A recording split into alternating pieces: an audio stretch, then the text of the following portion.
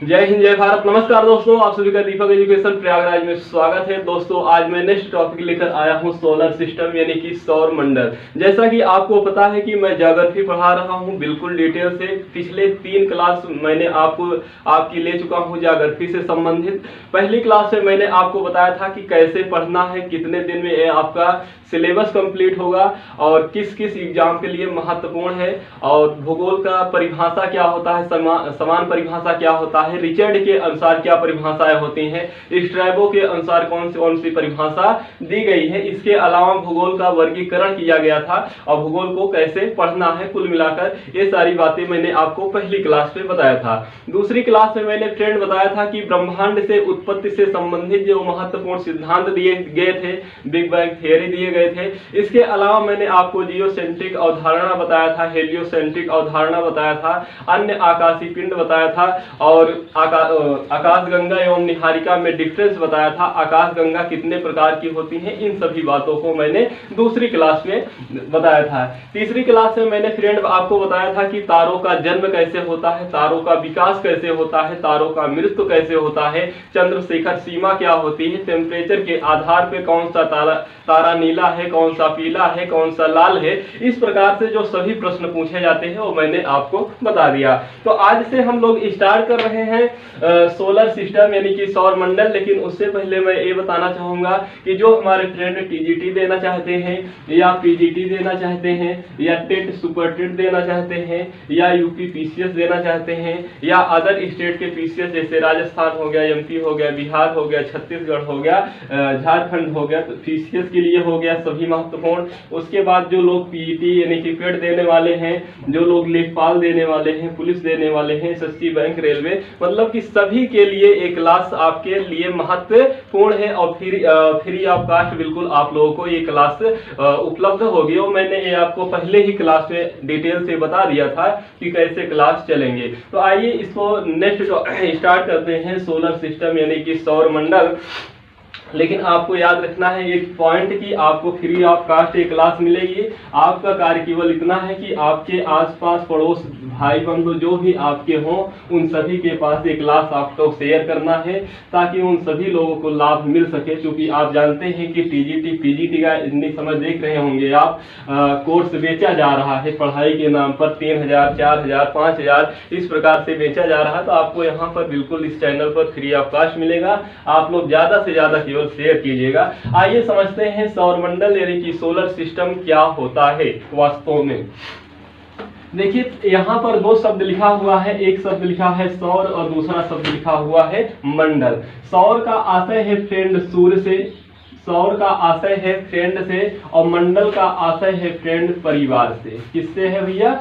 परिवार से। तो अगर आपसे पूछा जाए सौर का आशय किससे है तो सूर्य से है, और मंडल का आशय किससे है? परिवार से। जब इसमें आप संबंध कारक का जोड़ देंगे तो ये बन जाएगा सूर्य का परिवार। यानी कि कह सकते हैं आपकी जो सूर्य का परिवार होता है उसी को सौर मंडल कहते हैं या उसी को सोलर सिस्टम कहते हैं। तो आपके मन में आ रहा होगा कि आखिर सूर्य के परिवार में कौन कौन से सदस्य आते हैं। बिल्कुल ऐसे ही आपको पेन कॉपी एक ले लेना है और डेली की डेली क्लास को आपको लिखना है अच्छे से और पढ़ना है, रिवाइज करना है। आपको डेली क्लास लेनी है। आज से एक क्लास आपको रेगुलर मिलेगी। पहले मैं स्टार्ट किया था तो बीच में थोड़ा से ऑफलाइन क्लास होने के कारण, समस्या के कारण मैंने रोक दिया था। लेकिन अब आपका एग्जाम नजदीक आ रहा है इसलिए क्लास अब रेगुलर चलेगी। तो आइए सबसे पहले समझते हैं सौर मंडल क्या होता है, सूर्य के परिवार में कौन कौन से लोग आते हैं। तो देखिए सबसे पहले आप ये समझिए, देखिए सबसे पहले ये क्या हो गया भैया? सन हो गया यानी कि सूर्य हो गया। ये क्या हो गया? सन हो गया यानी कि सूर्य हो गया। और मैं आपको बताया था पहले ही क्लास में कि दूसरे क्लास में कि जब तारे मैं बताया था तीसरी क्लास में, तो मैंने आपको बताया था कि जो सन होते हैं या सूर्य होते हैं या कोई भी तारा होता है उसके पास क्या होता है? सर्वाधिक मात्रा में गुरुत्वाकर्षण शक्ति होता है। ठीक है, सर्वाधिक मात्रा में गुरुत्वाकर्षण शक्ति होता है। इस गुरुत्वाकर्षण शक्ति के कारण सूर्य के आसपास जैसे ग्रह हैं, सूर्य के आसपास जैसे उपग्रह हैं, ग्रह हैं, उपग्रह हैं, धूमकेतु हैं, धूमकेतु हैं। इसके अलावा जैसे धूमकेतु हो गए, उल्काएं हो गए, धूल कण हो गए, धूल कण हो गए। ऐसे आपको लिखना भी है, आप ऐसे सन बना लेंगे, इसके आसपास क्या ग्रह है, उपग्रह है, धूमकेतु है, उल्काएं हैं, धूलकण है, कण है, अन्य आकाशीय पिंड है। इसके पास सर्वाधिक गुरुत्वाकर्षण के कारण ये सभी के सभी सम्मिलित रूप, चाहे वो ग्रह हो या उपग्रह हो या धूमकेतु हो या उल्काएं हो या धूलकण हो, ये सभी के सभी सूर्य के चारों ओर भैया क्या कर रहे हैं, परिक्रमा कर रहे हैं। ये सूर्य के चारों ओर परिक्रमा कर रहे हैं और सूर्य के आसपास जो भी चीजें हैं, ग्रह है, उपग्रह है, धूमकेतु है, उल्काएं हैं, क्षुद्रग्रह है, धूलकण है, इन सभी सम्मिलित रूप को भैया कहा जाता है सोलर सिस्टम यानी कि सौर मंडल। यही क्या है, सूर्य का परिवार है। ऐसी सूर्य के परिवार को ही क्या कहा जाता है, सौर मंडल कहा जाता है। मुझे उम्मीद है कि आप लोगों को समझ में आ गया होगा। आपको केवल इतना याद रखना है कि जो सूर्य का परिवार होता है उसी को सौर मंडल कहते हैं। और सूर्य के परिवार में कौन कौन से लोग आते हैं, तो जैसे ग्रह हो गया, उपग्रह हो गया, उल्काएं हो गए, क्षुद्रग्रह हो गए, ये सभी चीजें सूर्य के परिवार में आते हैं। तो आपको नोट पॉइंट करना है, ठीक है, साथ साथ लिखते चलेंगे। एक क्लियर हो गया पहला पॉइंट। दूसरा पॉइंट मैंने आपको कल की क्लास, परसों की क्लास में, पिछली क्लास में मैंने आपको बताया था कि जो आकाश गंगा होती है वो 3 प्रकार की होती है। एक दीर्घवृत्ताकार आकाश गंगा होती है, एक सर्पिलाकार आकाश गंगा होती है और एक अनाकार की आकाश गंगा होती है। तो जो अपनी आकाश गंगा है, जो अपनी मंदाकिनी है, वो कैसी आकाश गंगा में है, तो सर्पिलाकार आकाश गंगा में है। कहां पर है, सर्पिलाकार आकाश गंगा, सर्पिलाकार आकाश गंगा में है। कौन सा, मंदाकिनी। कौन सा है, मंदाकिनी। मैंने इसका कई नाम बताया था, मंदाकिनी भी कहते हैं, एरावत पथ भी कहते हैं, स्वर्ग की गंगा भी कहते हैं, मिल्की वे भी कहते हैं, दुग्ध मेखला भी कहते हैं। इस प्रकार से मैंने आपको मिल्की वे के बारे में बताया था। तो हमारी जो आकाश गंगा है भैया वो किस आकार की है, सर्पिलाकार आकार की है। किस आकार की है भैया, सर्पिलाकार आकार की है। मैंने आपको बताया था कि जो आकाश गंगा है इसके केंद्र को कहा जाता है बल्ज। क्या कहा जाता है, इसके केंद्र को कहा जाता है बल्ज। और आपसे अगर पूछा जाए कि आकाश गंगा के पहली भुजा में कौन से तारे आते हैं, तो पहली भुजा में आदि तारे आते हैं, जिसे आप पुराने तारे भी कह सकते हैं। अगर बात की जाए दूसरी भुजा में, तो दूसरी भुजा में आता है अपना सौर मंडल। दूसरी भुजा में कौन आता है, अपना सौर मंडल आता है। और तीसरी भुजा की बात की जाए, तीसरी भुजा में हमेशा नए नए तारों का जन्म होता है। ये सभी पॉइंट मैंने आपको विस्तार पूर्वक दूसरी क्लास में पढ़ा चुका हूं। आज मेरा बताने का उद्देश्य केवल यही है कि जो हम लोग सौर मंडल पढ़ रहे हैं वो आकाश गंगा जो मंदाकिनी है उसके दूसरी भुजा में सौर मंडल अपना अवस्थित है। अगर पूछा जाए कि सौर मंडल से और इस आकाश गंगा के केंद्र, ये केंद्र है भैया, केंद्र को बल्ज कहते हैं। तो यहाँ बल्ज से लेकर सौर मंडल के बीच की अगर आपसे दूरी पूछा जाए तो 27,000 प्रकाश वर्ष है। कितना है, 27,000 प्रकाश वर्ष है। प्रकाश वर्ष क्या होता है, पार्सेक क्या होता है, मंडली क्या होता है, ये सारी चीजें मैंने आपको पहली क्लास में बता दिया था। ये क्या है, ये दूरियां मापने की क्या है भैया, इकाई है। इसे आपको याद रखना है, ठीक है। तो आपसे पूछा जाता है कि सौर मंडल से और आकाश गंगा के केंद्र के बीच की दूरी कितना होती है, तो 27,000 प्रकाश वर्ष होता है। ये आपको याद रखना है, ठीक है, ये आपको याद रखना है। उसके बाद अब आते हैं हम लोग सौर मंडल में आखिर क्या क्या पढ़ा जाएगा। सूर्य मंडल में आखिर क्या क्या पढ़ा जाएगा, ठीक है। सबसे पहले आते हैं, हेडिंग डालिएगा सौर मंडल, उसके बाद ऐसे कॉलम बना लीजिएगा 4।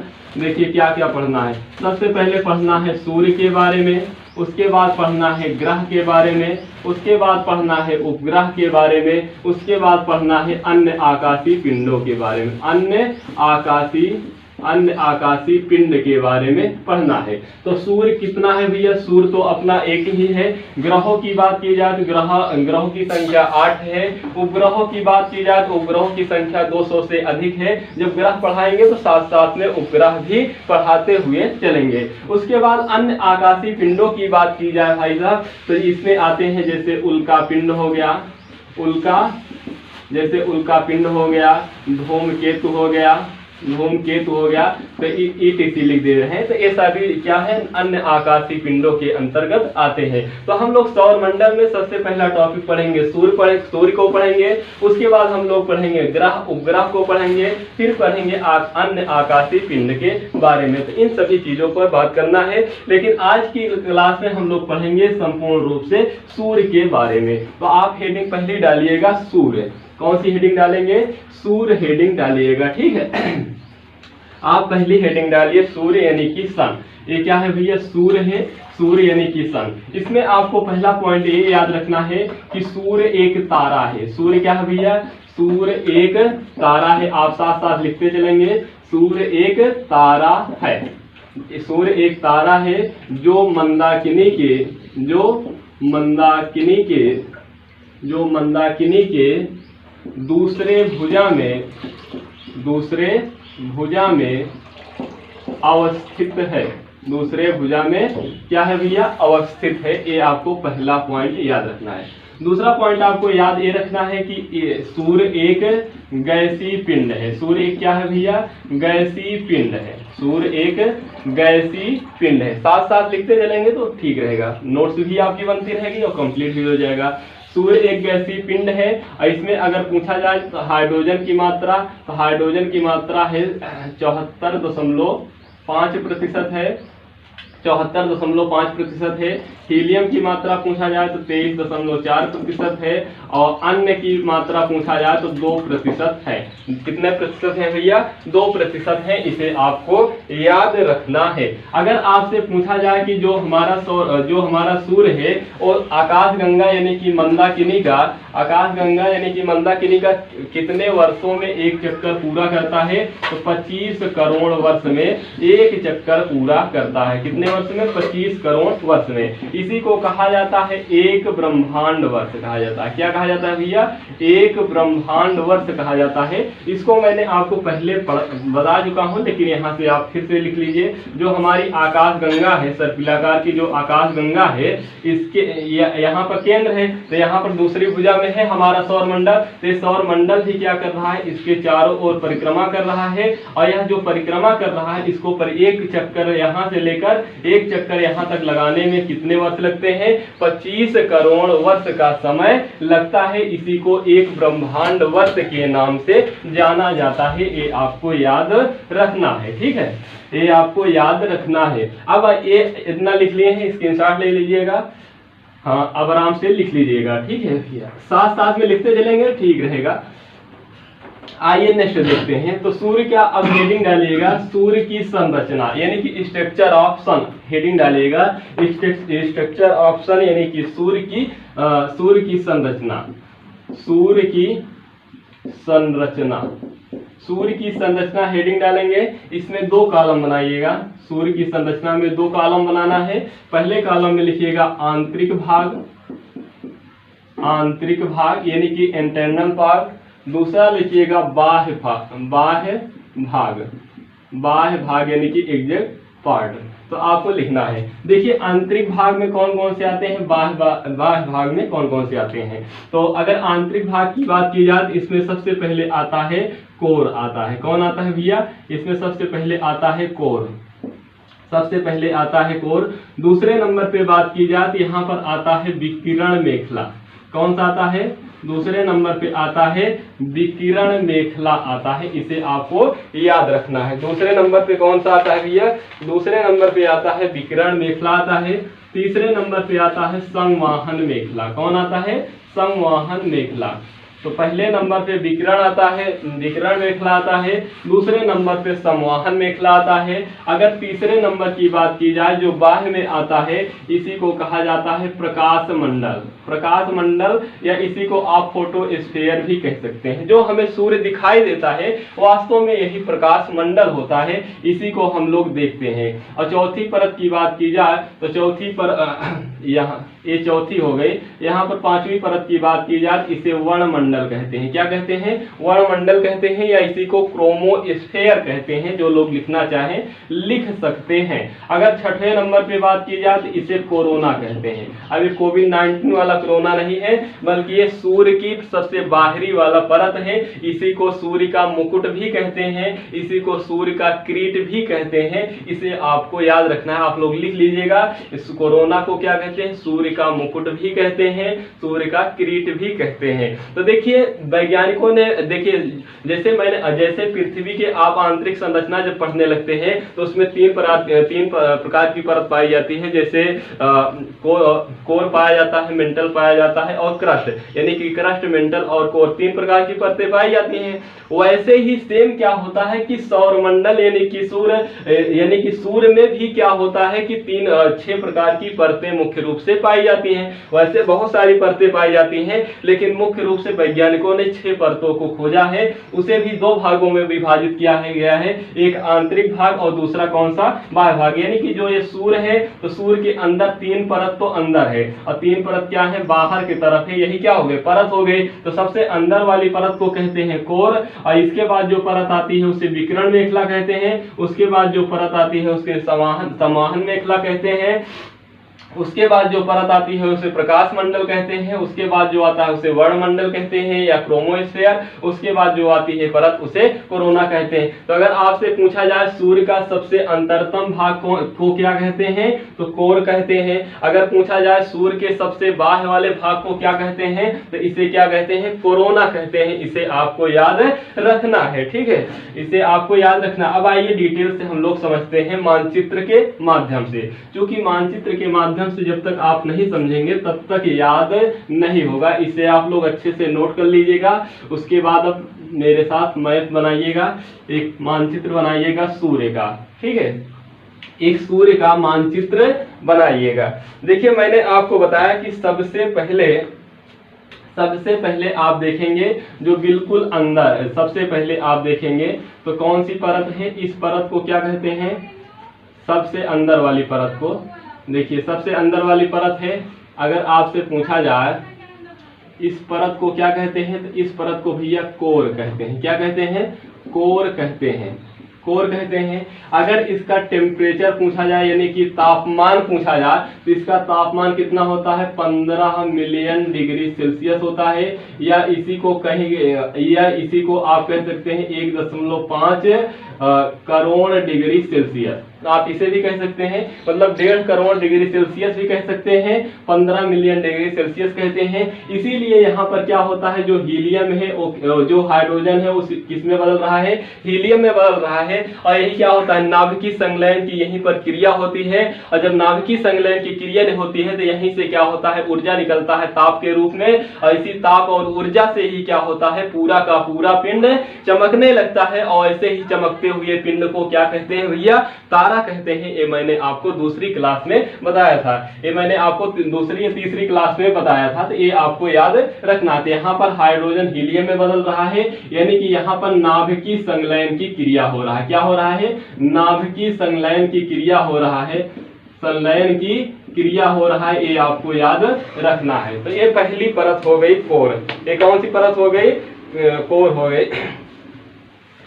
अब दूसरा आएंगे, दूसरी परत मैंने आपको कौन सी बताया था? दूसरी परत मैंने आपको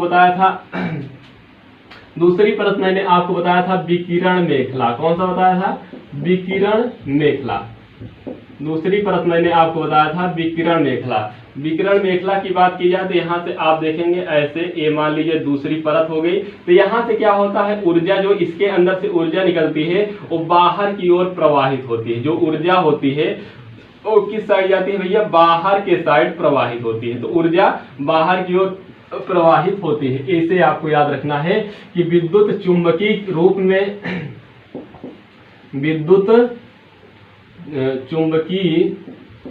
में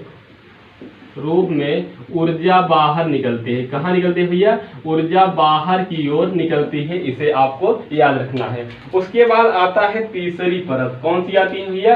तीसरी परत आती है। तीसरी परत को क्या कहते हैं? संवहन मेखला कहते हैं। क्या कहते हैं? तीसरी परत को संवहन मेखला कहते हैं। संवहन मेखला कहते हैं। इसमें क्या होता है? इसमें देखिए जो पदार्थ होते हैं, पदार्थों का चक्रीय गति होता है। क्या होता है? चक्रीय गति होता है, या इसी को संवहन कहते हैं। तो ये तीसरी भुजा, मतलब कि यहाँ का जो पदार्थ होंगे ना, इस तरह से चक्कर नुमा यहाँ पर क्या करेंगे? गति करेंगे। यहाँ के जो पदार्थ होंगे वो चक्कर नुमा क्या करेंगे भैया? गति करेंगे। ये कौन सी परत में होता है? ये संवहन मेखला में होता है। किसमें होता है? संवहन मेखला में होता है। उसके बाद आएंगे चौथी परत। उसके बाद आएंगे कौन सी परत? चौथी परत। तो चौथी परत को क्या कहते हैं? आपको पता है, प्रकाश मंडल कहते हैं। क्या कहते हैं इस परत को? प्रकाश मंडल कहते हैं। प्रकाश मंडल कहते हैं, या इसी को क्या कहते हैं? फोटोस्फीयर। क्योंकि यही दिखाई देता है इसीलिए इसे फोटोस्फीयर कहते हैं। तो इसे आप कह सकते हैं यह क्या होता है? दृश्यमान होता है। क्या होता है? दृश्यमान होता है। यहाँ पर कणिकाएं पाई जाती हैं। यहाँ पर क्या पाई जाती हैं? पूछा जाता है कि यहाँ पर क्या पाए जाते हैं। तो यहाँ पर क्या होता है कि छोटे छोटे कण पाए जाते हैं। इन्हीं सम्मिलित रूप को क्या कहा जाता है? कणिकाएं कहा जाता है। यहाँ का अगर आपसे टेम्परेचर पूछा जाए तो लगभग 6000 डिग्री सेल्सियस होता है। कितना होता है? लगभग 6000 डिग्री सेल्सियस का यहाँ पर क्या होता है भैया? टेम्परेचर होता है। इसी प्रकाश मंडल में क्या होता है? सौर ज्वाला निकलती है। क्या निकलते हैं? इसी प्रकाश मंडल में सौर ज्वाला निकलती हैं। जब ये सौर ज्वाला किसी स्थान से निकल जाती है तो वहां पर गड्ढा बन जाता है और वह काला रंग का दिखाई देता है। इसी को एक विशेष नाम से जाना जाता है, जिसे कहा जाता है सौर कलंक। जिसे क्या कहा जाता है? सौर कलंक कहा जाता है। आप लोग सुने होंगे सौर कलंक के बारे में। इसी को कहा जाता है सन स्पॉट। क्या कहा जाता है? सन स्पॉट के नाम से जाना जाता है। तो ये आपको याद रखना है। यानी कि जो सूर्य का जो प्रकाश मंडल है, इसी प्रकाश में जो काला काला धब्बे आपको दिखाई देते हैं, इसी को सौर कलंक कहते हैं। आप लोग एक पॉइंट लिख लीजिएगा कि सूर्य के प्रकाश मंडल में जो काला काला धब्बे दिखाई देते हैं, इसी को क्या कहते हैं? सौर कलंक कहते हैं, या सन स्पॉट कहते हैं। अब होता यह है कि ये 11 वर्ष बाद प्रभावी होता है। यानी कि हर 11 वर्ष में ये प्रभावी होता है, और जिस वर्ष ये प्रभावी होता है उस वर्ष क्या होता है? पृथ्वी पर जो संचार व्यवस्था है वो भी क्या होती है? प्रभावित होती है। तो आपसे पूछा जाता है कि जो संचार व्यवस्था प्रभावित होती है वह किसके कारण होता है? तो आपको आंसर लगाना है सौर कलंक के कारण होता है। ऊर्जा जो ज्वाला के रूप में ऊर्जा निकलती है, इसी कारण होता है। ये आपको याद रखना है। उसके बाद अब आएंगे आप प्रकाश मंडल के बाद जो चौथी परत है, इस परत को 4 परत तो हो, 5वीं जो परत है, इस परत को कहा जाता है वर्ण मंडल कहा जाता है। क्या कहा जाता है भैया? वर्ण मंडल कहा जाता है, या इसी को क्रोमोस्फीयर कहते हैं। क्या कहते हैं? क्रोमोस्फीयर कहते हैं। यह वास्तव में क्या होता है कि लाल रंग का दिखाई देता है। क्या किस रंग का दिखाई देता है? लाल रंग का दिखाई देता है। यह सूर्य ग्रहण के समय दिखाई देता है। कब दिखाई देता है? सूर्य ग्रहण के समय। सूर्य ग्रहण के समय दिखाई देता है। इसे भी आपको नोट करना है। इसी को डायमंड की अंगूठी भी कहते हैं। क्या कहते हैं भैया? डायमंड की अंगूठी भी कहते हैं। आपको याद रखना है, डायमंड की अंगूठी भी कहते हैं। किसको? वर्ण मंडल को। देखिए जब क्या होता है, सूर्य ग्रहण होता है, तो सूर्य ग्रहण के समय आप देखे होंगे जब सूर्य लाल कलर का दिखाई देता है, जब सूर्य लाल कलर का आपको दिखाई देता है, तो वही वास्तव में क्या होता है? वर्ण मंडल होता है। इसके बाद आप आएंगे सबसे बाह्य परत में। तो सबसे जो बाह्य परत है, इस परत को कहा जाता है कोरोना। इस परत को क्या कहा जाता है? इस परत को कहा जाता है कोरोना। और कोरोना भी कब होता है? जब सूर्य ग्रहण होता है। सूर्य ग्रहण के समय ही होता है कोरोना। सूर्य ग्रहण के समय ही क्या होता है? कोरोना होता है। कोरोना दिखाई देता है। और ये क्या, यहाँ से भी यहाँ से एक्सरे का उत्सर्जन होता है। किसका होता है? एक्सरे किरणों का उत्सर्जन होता है। इसे आपको याद रखना है। एक्सरे किरणों का क्या होता है भैया? उत्सर्जन होता है। किरणों का उत्सर्जन होता है। उत्सर्जन होता है। इसे आपको याद रखना है। तो ये आप लोग हमारे साथ मानचित्र बना चुके होंगे, स्क्रीनशॉट ले लीजिएगा। अब आइए एक बार फिर से समझ लीजिए। देखिए मैंने आपको बताया कि जो सूर्य है, जैसे पृथ्वी के अंदर 3 प्रकार की परतें पाई जाती हैं। पहले ऊपर वाले परत को क्रस्ट कहते हैं, फिर मध्य वाले को मेंटल कहते हैं, फिर आंतरिक वाले को क्या कहते हैं? कोर कहते हैं या प्रोड कहते हैं। वैसे ही क्या होता है, सूर्य के भी अंदर 3 प्रकार की परतें पाई जाती हैं। और 3 प्रकार की परतें पाई जाती हैं। हैं, जो बिल्कुल अंदर वाला केंद्र वाला भाग होता है उसे किस नाम से जाना जाता है? कोर के नाम से जाना जाता है। अगर इसका टेम्परेचर पूछा जाए तो 15 मिलियन डिग्री सेल्सियस है या 1.5 करोड़ डिग्री सेल्सियस है। अगर पूछा जाए कि ये यहाँ पर कौन सी क्रिया होती है तो यहाँ पर नाभिकीय संलयन की क्रिया होती है, यानी कि हाइड्रोजन हीलियम में हमेशा कन्वर्ट होता रहता है। और पूछा जाए यहाँ का पदार्थ किस अवस्था में रहते हैं तो यहाँ के पदार्थ प्लाज्मा अवस्था में रहते हैं। इतना पॉइंट आपको कोर के बारे में याद रखना है। उसके बाद आता है दूसरी परत, सूर्य के दूसरी परत आती है। सूर्य के दूसरी परत को क्या कहते हैं? विकिरण मेखला कहते हैं। क्या कहते हैं भैया? विकिरण मेखला कहते हैं। यहाँ पर क्या होता है? विद्युत चुंबकीय रूप में ऊर्जा बाहर निकलता है, यानी कि यहाँ की जो ऊर्जा बनी हुई होती है ये ऊर्जा क्या होती है? बाहर की ओर निकलती है। इसी को क्या कहा जाता है? विकिरण मेखला कहा जाता है। तीसरी परत आती है। तीसरी परत को क्या कहते हैं भैया? तीसरी परत को कहते हैं संवहन मेखला। इस संवहन मेखला में क्या होता है? जो पदार्थ होते हैं उनका चक्रीय गति होता है, यानी कि चक्रीय संवहन होता है। आप देख रहे हैं जो पदार्थ यहाँ के रहते हैं इस प्रकार से चक्कर नुमा क्या करते हैं? घूमते रहते हैं, इसीलिए इसे क्या कहते हैं? संवहन मेखला कहते हैं। उसके बाद आएंगे आप चौथी परत।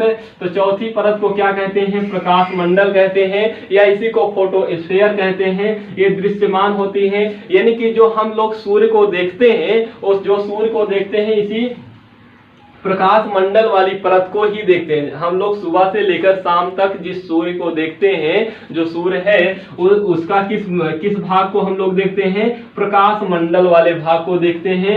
इसीलिए इसे क्या कहते हैं? दृश्यमान कहते हैं। इसमें छोटे छोटे कण पाए जाते हैं, इन कण के समूहों को कणिकाएं कहते हैं। और यहाँ का टेम्परेचर जो होता है वो लगभग 6000 डिग्री सेल्सियस होता है। और यहाँ पर क्या निकलता है? ऊर्जा के रूप में ऊर्जा निकलती है, ज्वाला निकलती है। इसीलिए क्या होता है? यहाँ पर एक गड्ढा बन जाता है और गड्ढा काले रंग का दिखाई देता है। इसी को कहा जाता है सूर्य का काला धब्बा भी कहा जाता है। और इसे सौर कलंक के नाम से जाना जाता है या सन स्पॉट के नाम से जाना जाता है। तो आपसे पूछा जाता है कि जो सूर्य के अंदर जो काले काले धब्बे दिखाई देते हैं वो किसके कारण होता है? सौर कलंक के सौर कलंक उसी को कहते हैं। किसके कारण होता है? जो ऊर्जा के रूप में ज्वाला निकलते हैं उसके कारण होता है। ये 11 वर्ष बाद प्रभावी होता है। इससे क्या होता है? पृथ्वी पर संचार व्यवस्था तक ये प्रभाव डालती है और यहाँ की संचार व्यवस्था गड़बड़ा जाती है। उसके बाद आएंगे पांचवी परत की बात की जाए, इसे वर्णमंडल कहते हैं। वर्णमंडल में क्या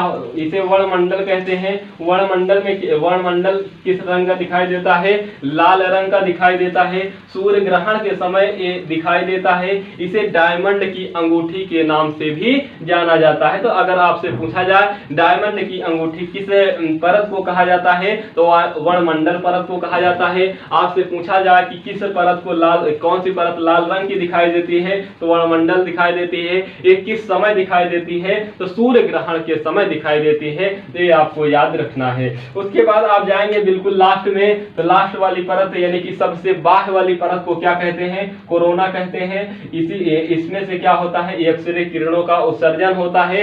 यह भी सूर्य ग्रहण के समय ही दिखाई देता है। इसे आपको याद रखना है। तो मुझे उम्मीद है कि आप लोगों को बेहतर समझ में आ गया होगा। स्क्रीनशॉट ले लीजिएगा, इसे ऐसे ही बिल्कुल सेम लिख लीजिएगा नोट्स में बनाकर। ऐसे लिखेंगे तो क्या होगा कि एक दो बार जब देखेंगे आप तो याद हो जाएगा। एक दो बार जब आप देखेंगे तो क्या हो जाएगा भैया? याद हो जाएगा। इसके बाद एक पॉइंट और बचता है, उसे भी मैं बता देता हूं ताकि आपका सूर्य से संबंधित जो भी प्रश्न आए वो गलत ना हो सके, सभी प्रश्नों का आप आंसर आसानी से दे सकें। सभी प्रश्नों का आंसर आप आसानी से दे सके। और एक चीज और, अगर आपसे पूछा जाए जो सौर कलंक मैंने आपको बताया था प्रकाश मंडल में या सन स्पॉट बताया था, अगर पूछा जाए उसकी खोज किसने की थी तो गैलीलियो ने खोज की थी। ठीक है, गैलीलियो ने खोज की थी। एक आता है सौर पवन या हवाएं।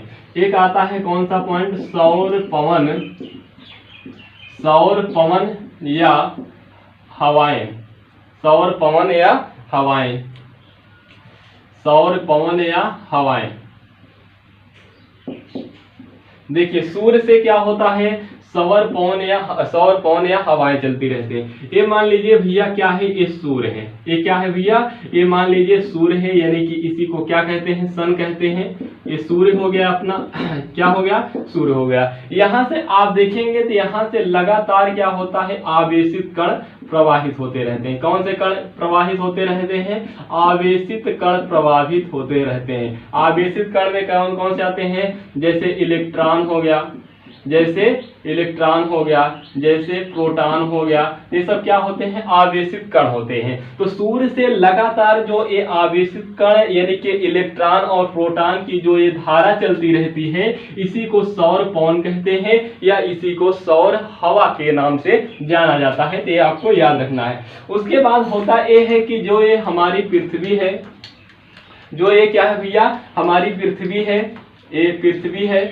अब पृथ्वी के पास क्या है, यहाँ पर वायुमंडल है। पृथ्वी के चारों ओर क्या है भैया, वायुमंडल है। पृथ्वी के चारों ओर क्या है, वायुमंडल है। तो जो पृथ्वी के चारों ओर वायुमंडल है, जब ये आवेशित कण इलेक्ट्रॉन और प्रोटॉन जब आकर वायुमंडल की परतों से टकराते हैं, जब वायुमंडल की परतों से जब ये टकराते हैं, तो यहाँ पर क्या होता है भैया, एक रंगीन प्रकाश उत्पन्न होता है। क्या होता है, एक रंगीन प्रकाश उत्पन्न होता है। आप ऐसे लिख लेंगे, ये क्या होता है, रंगीन प्रकाश उत्पन्न होता है। रंगीन प्रकाश उत्पन्न होता है या इसी को कलर लाइट कहते हैं। तो क्या होता है कि जब सूर्य से इलेक्ट्रॉन और प्रोटॉन की लगातार धाराएं चलती रहती हैं, तो पृथ्वी के वायुमंडल से टकराकर यहाँ पर एक रंगीन प्रकाश उत्पन्न होता है। इस रंगीन प्रकाश को उत्तरी ध्रुव में, अगर आपसे पूछा जाए, उत्तरी ध्रुव पे कहा जाता है इसी को क्या कहा जाता है, इसी रंगीन प्रकाश को क्या कहते हैं भैया, इसी को अरोरा कहते हैं। क्या कहते हैं,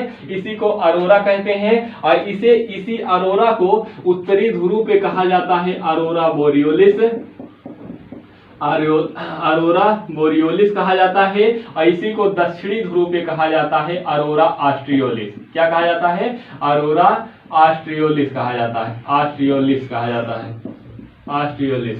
तो ये दो नामों से जाना जाता है। तो कई बार एग्जामों में पूछा जा चुका है, इसलिए बहुत ही महत्वपूर्ण है, इसे आपको याद रखना है, इसे आपको याद रखना है। अगर आपसे पूछा जाए कि सौर पवन यानी कि हवाएं किसे कहते हैं, तो आप कह सकते हैं कि जो सूर्य से लगातार आवेशित कणों की धाराएं चलती रहती हैं, यानी कि जो इलेक्ट्रॉन और प्रोटॉन की धाराएं चलती रहती हैं, जब यह पृथ्वी के वायुमंडल से टकराती है, तो वायुमंडल के टकराने पर क्या होता है, एक रंगीन प्रकाश उत्पन्न होता है। इस रंगीन प्रकाश को अरोरा नाम से जाना जाता है। यह अरोरा, इस अरोरा को उत्तरी ध्रुव पे अरोरा बोरियोलिस कहते हैं, जबकि दक्षिणी ध्रुव पे अरोरा ऑस्ट्रियोलिस के नाम से जाना जाता है। इस पॉइंट को आपको याद रखना है। और याद कैसे रखेंगे, देखिए अरोरा बोरियोलिस आपको याद रखना है। और आप देखेंगे वर्ल्ड मैप में, आप देखेंगे तो सबसे दक्षिण में कौन सा महाद्वीप है, कौन सा देश है, तो ऑस्ट्रेलिया महाद्वीप है। कौन सा है, ऑस्ट्रेलिया महाद्वीप है या ऑस्ट्रेलिया देश है। तो ऑस्ट्रेलिया सबसे दक्षिण में है, यानी कि दक्षिणी ध्रुव पे अरोरा ऑस्ट्रियोलिस हो गया, और उत्तरी ध्रुव पे कौन है भैया, अरोरा बोरियोलिस हो गया। तो ये आपको याद रखना ही पड़ेगा, क्योंकि ये एग्जाम के दृष्टि से बहुत ही इंपॉर्टेंट है। अगर आपको इसका ऐसे मानचित्र बना लीजिएगा, उसके बाद एक पॉइंट इसी को लिख लीजिएगा। आप लिखेंगे, क्या लिखेंगे, जो सूर्य से लगातार आवेशित कण यानी कि मुख्य रूप से इलेक्ट्रॉन और प्रोटॉन की जो धाराएं चलती रहती हैं, वह जब पृथ्वी के वायुमंडल से टकराती हैं, तो एक रंगीन प्रकाश उत्पन्न होता है। इस रंगीन प्रकाश को अरोरा नाम से जाना जाता है। इस अरोरा को उत्तरी ध्रुव पर अरोरा बोरियोलिस कहते हैं, जबकि दक्षिणी ध्रुव पर अरोरा ऑस्ट्रियोलिस कहते हैं। आप इतना लिख लीजिएगा, आप थोड़ा सा वीडियो को रोककर आप इतना पॉइंट को लिख लीजिएगा। मैंने आपको बोल दिया, जैसे सेम बोला हूं ऐसे आप लोग लिख लेंगे। तो मैंने आपको आज बताया कि सौर मंडल क्या होता है, सौर मंडल में क्या क्या पढ़ना है, और सौर मंडल में मैंने आपको सूर्य को पूरी तरीके से कंप्लीट करवा दिया। नेक्स्ट क्लास जो होगी उसमें आपको ग्रह के बारे में बताया जाएगा, उपग्रह के बारे में बताया जाएगा, और अन्य आकाशीय पिंडों के बारे में हम बात करेंगे। तो इसमें आपको कहीं पर अगर कंफ्यूजन हुआ हो तो आप लोग वीडियो को थोड़ा सा रिवर्स करके देख लीजिएगा, आपका कंफ्यूजन मुझे उम्मीद है कि दूर हो जाएगा। अगर फिर भी कहीं पर कंफ्यूजन होता है तो आप लोग कमेंट करिएगा, उस कमेंट का मैं रिप्लाई करूंगा या दूसरी क्लास में मैं बताने का प्रयास करूंगा, या आप डायरेक्ट फोन के माध्यम से भी पूछ सकते हैं। आप जाएंगे अबाउट में, जब आप जाएंगे चैनल के अबाउट वाले सेक्शन में तो वहां पर आपको मेरा मोबाइल नंबर मिल जाएगा, वहां से आप डायरेक्ट फोन करके भी पूछ सकते हैं कहीं पर अगर कंफ्यूजन होता है तो। लेकिन ये क्लास आपको क्या करना है कि आपको फ्री ऑफ कॉस्ट मिल ही रहा है, आपको एक कार्य करना है कि आपको सभी से ज्यादा लोगों को साथ शेयर करना है, ज्यादा से ज्यादा सदस्यों का जोड़ने का प्रयास करिए ताकि मेरा भी मन लगे पढ़ाने में और आपका ये सिलेबस मैं कंप्लीट करा सकूं। क्योंकि आप लोग जब देखेंगे बढ़िया से उत्साह बढ़ाएंगे, कमेंट करेंगे, लाइक करेंगे, शेयर करेंगे तो क्या होता है कि मनोबल बढ़ता है, और जब मनोबल बढ़ता है तो पढ़ाने का मजा ही कुछ और होता है। तो आज के लिए इतना ही। थैंक यू, धन्यवाद, शुक्रिया।